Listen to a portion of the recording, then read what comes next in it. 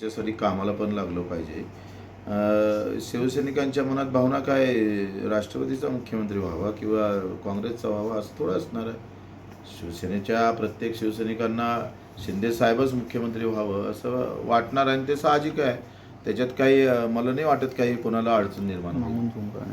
भाऊ, महाराष्ट्रात विदर्भाचे मुख्यमंत्री असताना सुद्धा रोज शेतकऱ्यांच्या आत्महत्या होत आहे.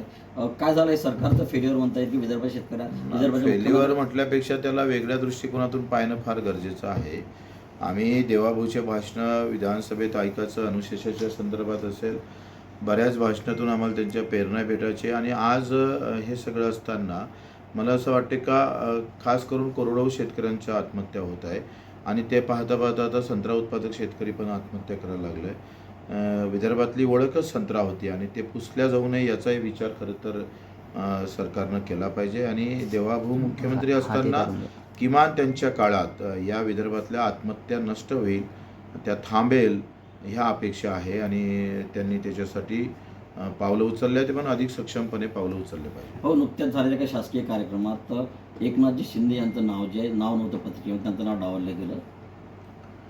कसं आहे का पत्रिकेवर नाव डावलणं किंवा नाही टाकणं हे होऊ शकतं, पण लोकांच्या हृदयातलं एकनाथजी साहेबांचं जे लोकांच्या हृदयात नाव आहे ते थोडं मिटू शकणार आहे.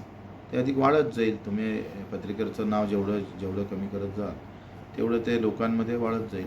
मग तुम्ही एकनाथजी शिंदे हे मुख्यमंत्री व्हावे आणि देवेंद्र फडणवीस यांचं प्रमोशन व्हावं असं म्हटलेलं आहे, तर नेमकं देवेंद्र फडणवीस यांचं कोणत्या पदावर प्रमोशन व्हावं? सर्वोच्च पदावर गेले पाहिजे. महाराष्ट्राचा आवाज देशभरात बुलंद झाला पाहिजे. त्यांच्याकडे त्या अपेक्षा सगळेजण करून आहे. पंतप्रधानपदी जावं असं तुम्हाला वाटते? मला वाटतं मी नरेंद्रजी देवेंद्रजीचं भांडण लावू इच्छित नाही, परंतु त्यांनी सर्वोच्च पदावर जाणं गरजेचं आहे. भाऊ, नुकतेच आता राज्यसभेची जी निवडणुकीसाठी लगबग सुरू आहे, या निवडणुकीमध्ये नवनीत राणा यांनी राष्ट्रवादी काँग्रेसच्या कोट्यातून आपल्या राज्यसभेची उमेदवारी मिळावी असा प्रयत्न केला, तर मात्र अखेर ते उमेदवारी जे ते राजेंद्र जैन यांना मिळालेली आहे. खरं तर नवनीतजी राणा राष्ट्रवादी आणि काँग्रेसकडूनच त्या निवडून आल्या होत्या वाटते, मला असं वाटतं, माझं चुकत नसेल तर.